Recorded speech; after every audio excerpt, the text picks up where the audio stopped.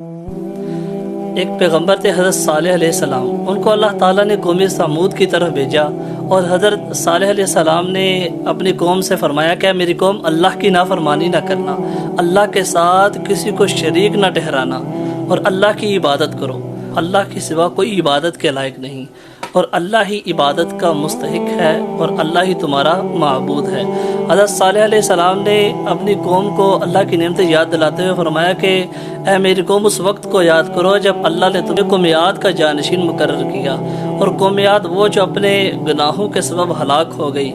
اور حضرت صالح علیہ السلام نے اپنی قوم سے فرمایا کہ اے میری قوم، اللہ نے تمہیں اتنی نعمتیں دی ہیں، تمہیں رہنے کے لیے زمین دی ہے، اور تم اس پر محلات بناتے ہو، اور اللہ نے تمہیں پہاڑ دیے جن کو تراش کر تم غاروں میں رہتے ہو، اللہ کی بہت سی نعمتیں ہیں تمہارے پاس، اور تم پھر بھی اللہ کی نافرمانی کرتے ہو، تم اللہ کی عبادت کرو۔ اور جب حضرت صالح علیہ السلام یہ اپنی قوم سے بات کر رہے تھے تو انہی میں سے ایک سردار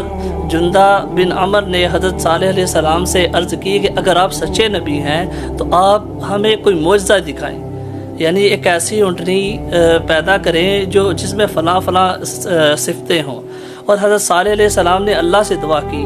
تو وہ جو سامنے پہاڑ تھا اس کے پتھر میں سے وہ اونٹنی پیدا ہو گئی، اور پیدا ہونے کے بعد اس نے ایک بچے کو بھی جنم دیا۔ اور پھر وہ جو سردار تھا وہ اپنے لوگوں کے ساتھ مل کر حضرت صالح علیہ السلام پر ایمان لے آیا، اور قوم کے کچھ لوگ تھے جو گمراہ ہو گئے اور وہ اپنے وعدے سے پھر گئے اور کفر پر قائم رہے۔ حضرت صالح علیہ السلام نے اپنی قوم سے فرمایا کہ تم اس اونٹنی کو قتل نہ کرنا، اور برائی کے ذہن سے اس کو ہاتھ نہ لگانا، اس کو مارنا نہیں، اور تم اسے چھوڑ دو، یہ اللہ کی زمین سے جو چاہے اسے کھائے۔ لیکن اس قوم میں کچھ شریر لوگ تھے اور انہوں نے شرارت کی اور اس اونٹنی کو قتل کر دیا۔ جب حضرت صالح علیہ السلام کو یہ پتہ چلا، انہوں نے اپنی قوم سے کہا کہ تم 3 دن ہے، تم اس پر جو عیاشی کرنا چاہتے ہو اس زمین پر تم عیاشی کر لو، 3 دن بعد تمہارے اوپر اللہ کا عذاب نازل ہوگا اور تم برباد ہو جاؤ گے۔ حضرت صالح علیہ السلام اپنے جو ان کے ساتھی تھے، نیک لوگ تھے، ان کو ساتھ لے کر جنگل میں روانہ ہو گئے، اور پھر ان پر عذاب آیا، اور فرشتے نے ایک ایسی